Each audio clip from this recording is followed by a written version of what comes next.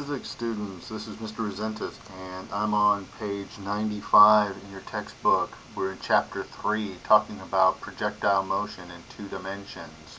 We watch cartoons, and whenever the Wile E. Coyote falls off of a cliff, the cartoon makes it look like it goes, the falling object will travel for a while because of forward velocity perhaps, and then it just falls straight down. That's not what happens at all.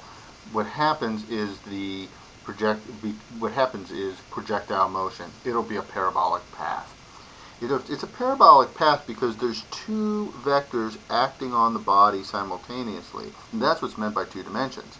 And those two vectors, we can determine a resultant.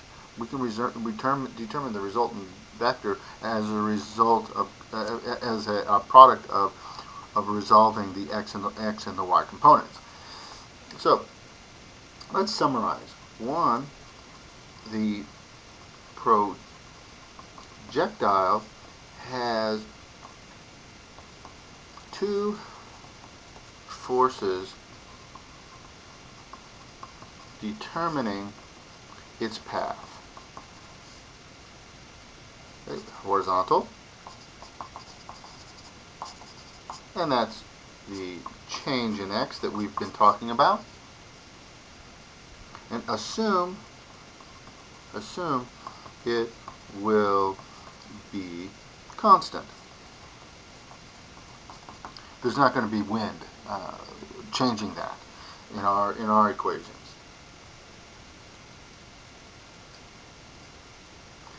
The vertical, which is change in y we've been talking about, is due to gravity. And we know that is negative 9.81 meters per second squared. And that'll be negative because it's moving down. The second point I'd like to make is that you should always assume no air resistance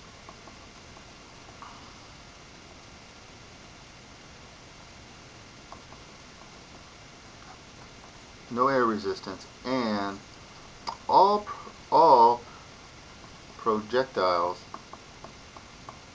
follow a parabolic path. They follow a parabolic path. I guarantee that's going to be on the test because this is preposterous, but everybody gets exposed to it, and so I want to make sure you know that there's loads of incorrect science out there, and you have to sort of ignore it whenever you watch cartoons. All right, so here's some of the formulas that are listed for you in your book. However, there's some for vertical and there's some for horizontal. These are for vertical motion. And I want to go through and make sure you understand understand exactly what this formula is. Okay, so this is velocity in the y direction, and remember, y direction is vertical, and this would be final. So this would be velocity final in the vertical projection. And this is acceleration in the vertical, so that would be 9.81 for us, and then change in time. Another equation is Vy final squared equals 2 times the acceleration in the y direction, which would be caused by gravity, times the change in y, which is that vertical distance, how high the object is, and change in y equals 1/2 acceleration due to gravity again times change in time squared. Well, we've seen that one already. So we have one for horizontal as well. These are for vertical, and these are for horizontal. And that is the velocity x, which is, it's in the horizontal, of course, we're all along the horizon, is velocity x initial. And that should be constant. Alright, and that'll make it a little bit easier for us. In other words, it's not going to be accelerating or anything. Okay, so the equation that we have to use is sort of is a problem, because the book, the author of the book, and we should start doing this, the author of the book wants us to start rearranging these equations, and so the practice problems demand that you rearrange. So here's the first one we have to rearrange. We have change in x equals velocity x times change in time, and we want velocity x by itself for the practice problems. So that's easy enough. Velocity x equals change in x over change in time. That's not a problem. However, they're not giving us time. So in order to get time, we have to substitute change in time equals the square root of ay over 2 times change in y. So we have to substitute this for that, all this for that. And so, to make a long story short, we have to use velocity x equals the square root of a in the y direction, and that's 9.81 meters per second squared times 2 times change in the y. And that, so you're going to multiply that by change in x. All right, so this is the one we're going to use. Multiply that by change in x. All right.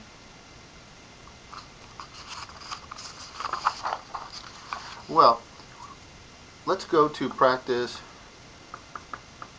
Let's go to practice D, page 99, number 2.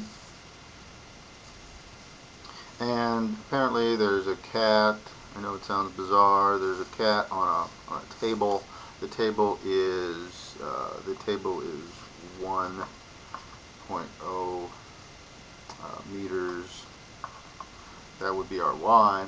And this bizarre cat is moving along, and then it falls at a spot that happens to be 2.2 meters away from the ledge of the table. Alright, so remember, down equals negative. Alright, so the cat falls, lands 2.2 meters away. What's the speed is the question. So at what speed did the cat strike the ground? That's the question. Alright, so what do we know? We know that y equals a negative 1.0 meters. We know that acceleration is a negative 9.81 meters per second squared.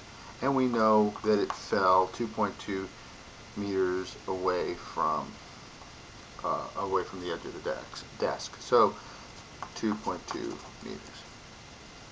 Right, that's what we know. And I already showed you the wacky equation that we had to derive, and so the equation is the velocity x, which is going to be the velocity that it leaves the table. That's velocity x, the initial velocity x initial, equals the square root of a in the y direction divided by 2 times change in y multiplied by the change in x. So the x equals the square root of negative 9.81 meters per second squared divided by 2 times negative 1.0 meters, and that is multiplied by 2.2 meters. So velocity x equals 4.9 meters per second. 2 sig figs, 2 sig figs, 2 sig figs. So that's think that's our final answer. 4.9 meters per second must have been the velocity that the cat was moving when it left because that velocity is going to be constant, and this velocity is going to be changing. This velocity is going to be changing as it accelerates, right?